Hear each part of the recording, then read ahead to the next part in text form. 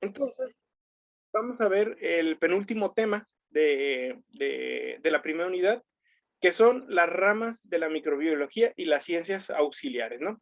Entonces, de las matemáticas hasta la química son las ciencias auxiliares, ¿sale? La microbiología, desafortunadamente, pues usa muchas matemáticas, usa mucha historia, como ya vimos al principio de la unidad, donde explicamos el desarrollo histórico de la microbiología, usa mucha física, porque pues, los microorganismos, al ser seres vivos y al ser entidades materiales, obedecen a las leyes de la física. De hecho, aunque no lo crean, muchas de las cosas que se saben de termodinámica son gracias a estudios que se han hecho en microbiología, ¿no? También se ha incorporado una nueva rama auxiliar que es la geografía. Antiguamente pensábamos que los microbios andaban así, como si nada, por la vida, por todo el mundo, pero ahora sabemos que hay condiciones ambientales muy particulares en ciertas zonas del planeta que permiten el establecimiento de cierto tipo de microorganismos, ¿no? Ejemplo, vámonos a escala macro. Nada más hay elefantes en África, de manera natural, ¿no? Porque luego los circos los trajeron para todos lados, ¿no? Entonces, hay condiciones ambientales y condiciones evolutivas que permiten el desarrollo de ciertos seres vivos en ciertas zonas. Lo mismo pasa con los microbios. O sea, sabemos que hay microbios que son particulares de ciertos nichos y ecosistemas, ¿no? Antes pensábamos que no, que todos andan ahí por la vida, ¿no? Pero ahora sabemos que no, ¿no? Y pues también la microbiología, pues, le hace un parote, pues, la química, porque pues se utiliza para todo el conocimiento de los medios de cultivo, ¿no? Entonces, si pudiéramos desglosar toda la microbiología, sabríamos que la microbiología tiene cuatro grandes ramas de sí misma, ¿no? La primera es la bacteriología, que se encarga de estudiar morfología, ecología, genética y bioquímica de las bacterias, de manera muy, muy general, ¿no? Entonces, para efectos prácticos, en este curso, lo más que vemos son cuestiones de bacterias, ¿sale? Ahorita vamos a ver por qué. Luego viene la virología, que sabemos que los virus no son seres vivos, pero como están chiquititos, los echamos dentro de la microbiología, donde nosotros vemos estructura, clasificación y evolución de estos bichillos, ¿no? Luego viene la parasitología, que no lo vamos a ver aquí porque esto lo vieron en zoología, que es estudiar a todos los parásitos, ¿no? ¿Sale? Sobre todo, ¿cuáles? Los protozoarios. Y finalmente, la micología, que es la que se encarga de estudiar los hongos. La micología a la vez se subdivide en dos grandes grupos, la microbiología de los basidiomicetes y la micología microscópica, que es las de las levaduras y todos los hongos microscópicos, ¿no? Entonces, esas son las cuatro ramas auxiliares de la microbiología. Entonces, si me lo ponen así en el examen, está bien, pero acá viene otra clasificación que también me encontré por ahí, vamos a checarla. Entonces, estas son las ramas también de la microbiología, ¿no? Entonces, vimos que estudia cuatro grandes grupos, ¿no? ¿Sale? Bacteriología, micología, parasitología y virología. Pero hay otras ramas que lo auxilian, ¿como cuál? Como la genética microbiana, la microbiología clínica, que pues estudia los microorganismos que nos hacen daño a nosotros y a los animales, la microbiología ambiental, que es lo que vamos a analizar en el curso, es decir, vemos cómo la función y la biodiversidad de los microorganismos dentro de los ecosistemas, ¿sale? Y entiéndase por ecosistema, pues en donde vive el microbio, ¿no? Entonces, más adelante en el curso vamos a ver cómo la emulación de un ecosistema, como es una planta de tratamiento, como es un biofiltro, como es un bioreactor, pues nos ayuda a los seres humanos a limpiar el agua, a producir vino, a producir cerveza, a hacer quesos, etcétera, etcétera, ¿no?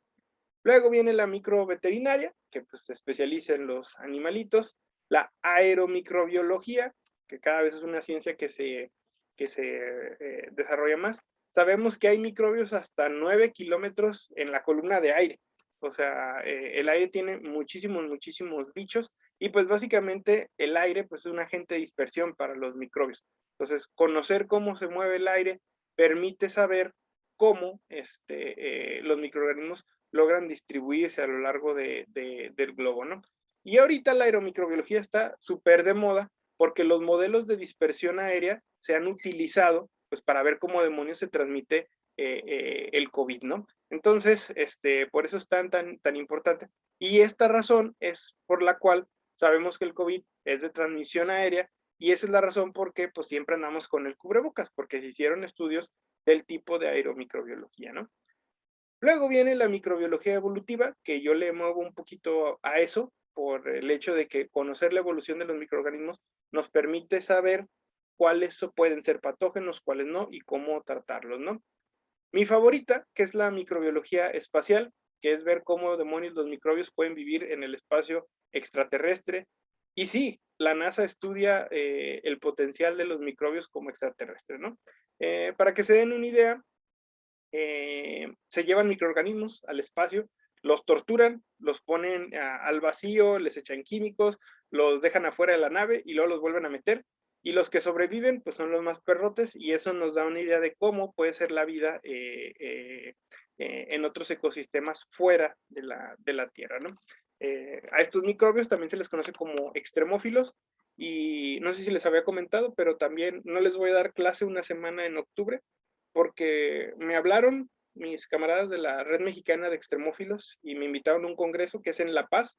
Entonces, si no cayó un huracán, porque ayer cayó el huracán Olaf en La Paz, pues lo más probable es que ande por allá una semana en octubre, ¿no? Les aviso con tiempo, ¿no? Y finalmente, la fisiología microbiana, que está chida, la neta, pero es a mi parecer es lo más complicado, porque es ver a nivel bioquímico cómo funciona una célula microbiana, ¿no? Entonces, pues bueno, esas son las ramas de la microbiología y sus ciencias auxiliares. Conforme pasa el tiempo, se agregan o se quitan, pues dependiendo del autor y de cómo pues va evolucionando las técnicas en microbiología, ¿no? Por ahí los que sean más quisquillosos también ponen como la microbiología del suelo, si se fijan no apareció aquí, pero así se llama la especialidad de la cual yo salí de la carrera de biología. Yo soy biólogo con especialidad en microbiología de suelos, pero aquí en ningún libro lo encontré, entonces estoy pensando que a lo mejor se lo inventaron en la universidad, pero no, sí existe la microbiología de suelo, ¿no? También existe gente que se dedica específicamente a los microbios que viven en el agua, ¿sale? Y a su vez hay especialistas en microbios de agua salada y hay especialistas en microbios de agua dulce. Entonces, es una cosa de loco, ¿no? Hay algo aquí que a mí me da pues mucha tristeza, porque yo desde hace mucho tiempo quería ser microbiólogo, o sea, es algo que me gusta. Y yo, estúpidamente, cuando estaba bien chiquillo, estaba bien meco, yo pensaba que los microbios hacían el petróleo. Entonces, mi idea era pues estudiar eso para hacerme putrillonario con microbios haciendo petróleo, ¿no? Ya después crecí y me di cuenta que los microbios no hacen el petróleo, ¿no? Pero esa era mi idea, ¿no? Pero lo que descubrí en este proceso de ver qué demonios estudiaba yo cuando era joven, fue básicamente que no hay, al menos en México, un lugar para estudiar microbiología como carrera. Como posgrado sí, pero como carrera no. Entonces, si alguno de ustedes quiere ser microbiólogo, o tiene que estudiar ingeniería en procesos ambientales, o bioquímica, o químico-farmacobiología, o biología. Y en aquellos entonces, cuando yo estaba chico, cuando tenía más o menos su edad, pues biología era lo único que estaba a mi alcance, ¿no? Entonces, por eso estudié biología, ¿no? Entonces, bueno, chicos, esas son las ramas de la microbiología, ¿no? Entonces, denme un segundo porque esta compu ya está como yo, ya está viejita y si abre muchas ventanas se atora. Entonces, déjenme cerrar algunas ventanas para continuar con la exposición de la clase. Por ahí les envié también un PDF que habla de las características de procariotes y eucariotas, ¿no? Entonces, vamos a darle pues, porque esto sí está un poquito más complejilla, ¿no? Entonces, no vamos a ver todo este documento porque está grandísimo, pero sí quiero que nos centremos al menos en este cuadrito, ¿no? Si les interesa saber más, vienen desglosadas todas estas cosas más abajo, pero ahorita las vamos a checar, ¿no? Entonces, primero vamos a analizar esta tablita, ¿no? Y aquí, pues, un paréntesis educativo, ¿no? Si se fijan, sobre todo los que tomaron clase de biología ambiental conmigo y que están tomando ahorita la clase, normalmente en los exámenes o en las tareas les pido que hagan resúmenes, síntesis cuadros y tablas. ¿Por qué? Porque es el pan nuestro de cada día para todos los científicos. Entonces, hay que practicar haciendo tablas, ¿no? Entonces, bueno, en esta pequeña tablita vamos a ver qué onda con las diferencias entre las células procariotas y las células eucariotas. Entonces, las procariotas ya dijimos que son arqueas y bacterias, y eucariotas, todo lo demás, con excepción de los virus. Cuando digo todo lo demás, los virus no entran aquí, porque los virus no son células, ¿vale? Entonces, procariotas, arqueas y bacterias. Entonces, en cuanto a su estructura nuclear y función, es decir, la presencia o ausencia de membrana nuclear, nucleolo y ácido desoxirribonucleico, normalmente los procariotas no tienen una estructura nuclear, no tienen una función nuclear como tal bien establecida, tienen una sola molécula de DNA y no está asociada a histonas, ¿sale? Aquí no es un error de dedo, no es que yo quisiera poner historias. Histonas son un conjunto de proteínas cuya única chamba es hacer que el DNA se enrolle. Entonces, lo voy a poner de esta manera. Aquí voy a hacer un nudo con el cable de la computadora. Hagan de cuenta que este celular es el DNA, ¿sale? Entonces, en las bacterias anda así, anda así bailando el DNA, ¿no? Pero en nosotros, que somos eucariotas, y en todos los animales, los seres humanos, el pasto, las plantas, el DNA no anda así bailando. ¿Por qué? Porque si no, se haría rollos y pues sería un show traducirlo a proteínas. Entonces, el DNA lo contienen unas proteínas y lo amarran así fuertecito. ¿Para qué? Para que cuando esté bien amarrado, el DNA no sufra ni mutaciones y esté bien guardado y empaquetado. En general, las células eucariotas son así como medio quisquillosas, como esa gente que es obsesiva compulsiva con el orden, así son las células eucariotas, ¿no? Y las células procariotas, las bacterias son un poquito más como yo, son un desmadre, tienen un desorden por toda su célula, ¿no? Es un milagro que estén vivas, ¿no? Con todo ese desorden que trae ahí dentro, ¿no? Ahora, vámonos con las eucariotas. Las eucariotas sí tienen una estructura nuclear, sí tienen una función nuclear bien definida, tienen varios cromosomas. Los procariotas nada más tienen un cromosoma, ¿sale? Que puede ser chiquito o grandote dependiendo de la especie, ¿no? Y normalmente, como ya lo dije, están asociados con histonas, es decir, están bien enredaditos el DNA y muchos, y todos esos cromosomas, al estar bien empaquetados, pues permiten la estabilidad genética, ¿no? Ahora, ¿cómo se divide? Normalmente tienen un proceso, las arqueas y las bacterias, que es la fisión binaria. Luego vamos a ver qué show con eso. Y las bacterias no tienen ni mitosis ni meiosis, ¿sale? Son como células, vamos a decirlo, extrañas. Ahorita vamos a decir por qué. Porque normalmente clasificamos a las células en dos grupos, que son las células sexuales y las células somáticas. Pero células sexuales y somáticas únicamente existen dentro del reino, del dominio, perdón, de las eucariotas, ¿sale? Entonces, ustedes y yo tenemos células somáticas y células sexuales. ¿Cuáles son mis células somáticas aquí del doctor Medrano? Pues son las células de la piel de mi cara, de mis ojos, de mis manos, ¿no? Y mis células sexuales, pues no se las puedo mostrar, pero son mis gametos, son los espermatozoides, ¿no? Al igual que ustedes, en el caso de las mujeres, pues sus células sexuales son los óvulos y las células somáticas son todas las demás, ¿no? Entonces, a eso se refiere con ese tipo de células, ¿no? Entonces, todas mis células somáticas, las células de mi mano, de mi pecho, de mi ojo, mis folículos del cabello, se reproducen por un proceso que se llama mitosis. Entonces, todas las células somáticas por mitosis se dividen en dos. Entonces, una célula madre da origen a dos células hijas, ¿no? Y en el caso particular de las células sexuales, una célula que es un gameto originario, le dicen a veces así, produce cuatro células reproductivas, ¿saben? Entonces, eso es algo que establece una diferencia entre esos dos tipos de células, ¿no? En el caso de los procariotas, son como células que están entre ser sexuales y asexuales, ¿sale? Porque tienen un proceso diferente que se llama fisión binaria. Como tienen nada más un cromosoma, lo tienen que duplicar y de esta manera pasarlo a otra generación, ¿sale? Pero luego pasa algo bien chistoso, porque los procariotas pueden tener plásmido que es como un mini cromosoma, y a veces lo ganan, a veces lo pierden, y eso da origen a un ser vivo con otras características diferentes, pero luego vamos a hablar de eso, ¿no? La siguiente característica que vamos a analizar es la estructura citoplasmática y su organización. Si tienen membrana citoplasmática, ribosomas y un sistema respiratorio. Entonces, en el caso de los procariotas, normalmente no tienen un compuesto que son los esteroles. Los esteroles son primos hermanos de los ácidos grasos. Tienen una membrana citoplasmática, sí la tienen, y tienen ribosomas de un tamaño específico que son 70S. La S es una forma de denominar a una unidad de medida que son los Sverbeck. Sverbeck quiere decir unidad de centrifugación.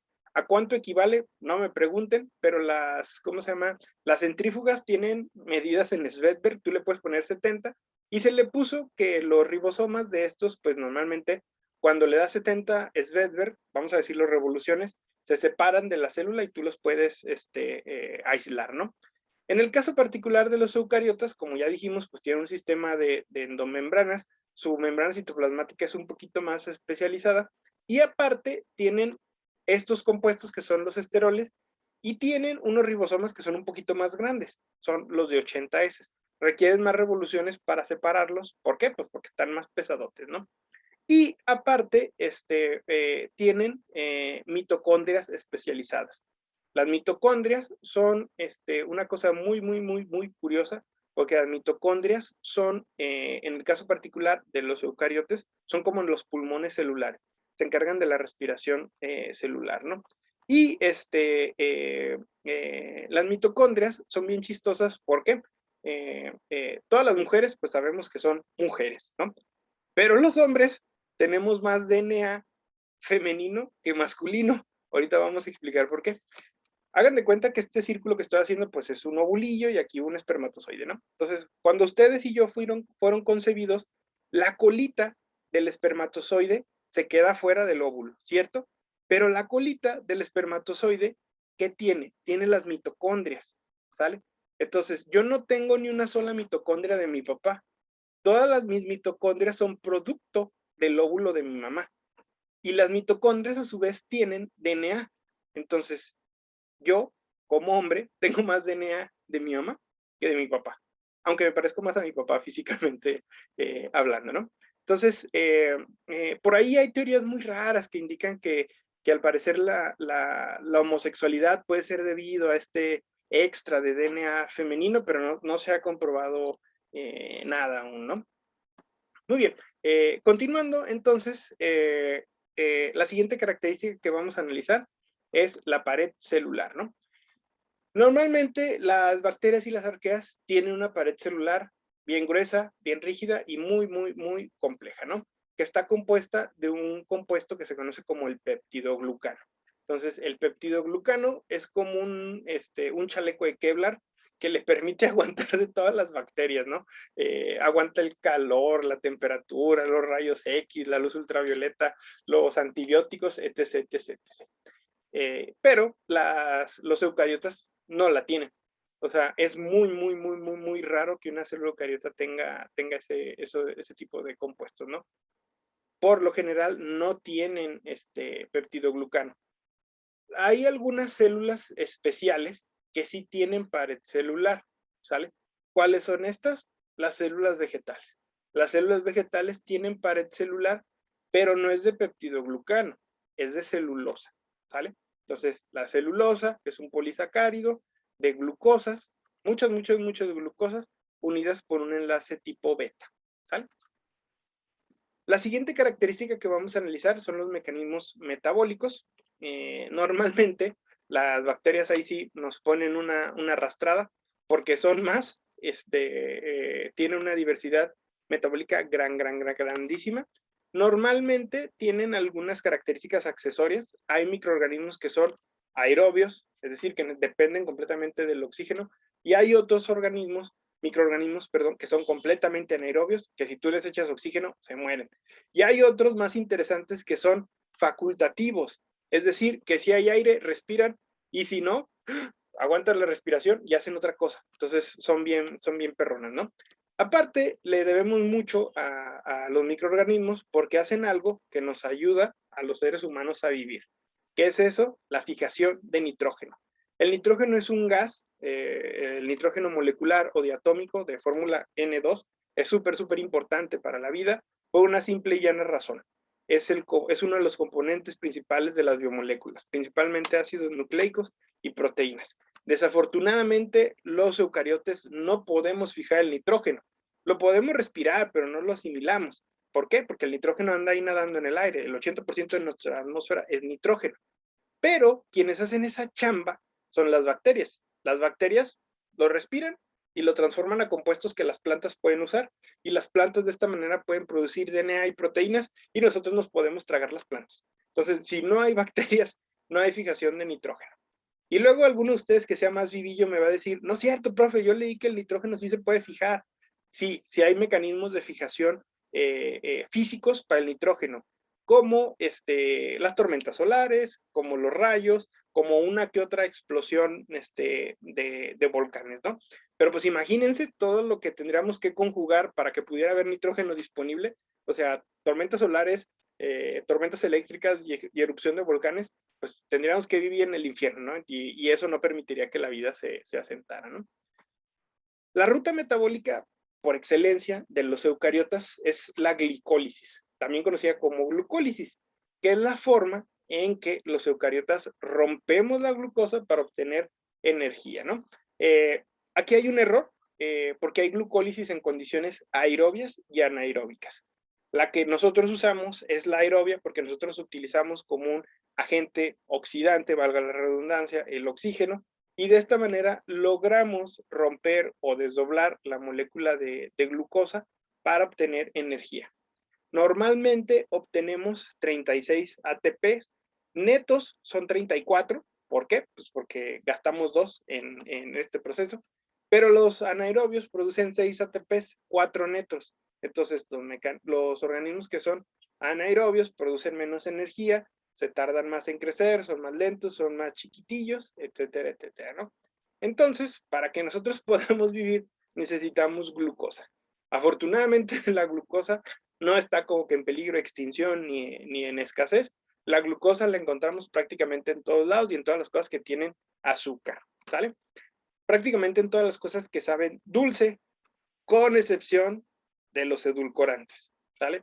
Los edulcorantes no están chidos, son moléculas que imitan el sabor de los azúcares, pero no se los recomiendo, ¿no? Se recomiendan para gente que tiene ciertos tipos de obesidad muy grave o bajo ciertas dietas estrictas para construcción de músculo, etc, etc. Pero en términos generales no debemos consumir edulcorantes, ¿no? Entonces, de hecho, ya con la nueva legislación, porque esto se sabe de hace mucho tiempo, pero no se sabía no lo habían aplicado aquí en México, se sabe que los edulcorantes pueden ser dañinos, sobre todo para los niños, ¿no? Entonces, ya pueden ver ustedes en algunos productos, sobre todo en dulces y golosinas y en bebidas energizantes, dice, contiene edulcorantes, no dárselo a los niños, ni a mujeres embarazadas. Entonces, la próxima vez que vean que el stevia, que el canderel, que todas esas cochinadas, pues no, mejor no tomar esas cosas, ¿no? Si se toman 1 o 2 vasos de esas bebidas o de esas cosas que tienen edulcorantes, no les va a pasar nada, no se van a morir, pero el uso crónico sí puede causar algún efecto nocivo, ¿no?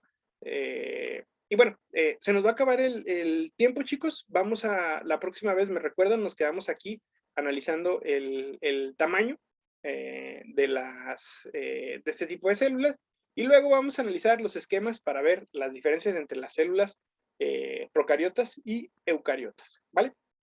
Muy bien, chicos. ¿Hasta aquí alguna duda o pregunta? ¿No? Muy bien.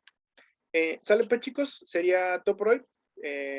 Cuídense mucho. Nos estamos viendo la próxima sesión que nos toca el lunes, ¿sale? Entonces es fin de semana. Cuídense mucho. Ya saben, si se van a poner la vacuna, porfas, con responsabilidad.